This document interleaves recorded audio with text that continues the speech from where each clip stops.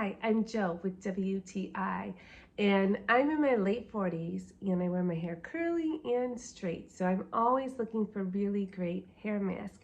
And this is one that I just did this morning. It's a keratin and coconut oil deep repair mask. I think it looks great and it was easy to use.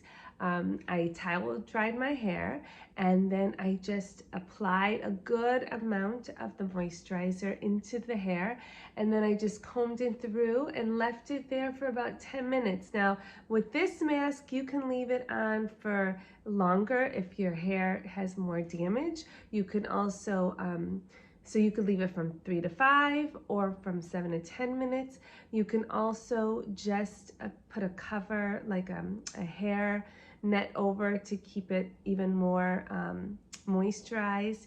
And this product is awesome. It has avocado oil, rich in vitamins and nutrients, and I just think my hair looks really, really pretty. I do color it, so it tends to be more dry.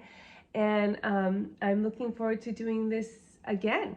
And I really like it, and I hope you try it out. And that is my point of view.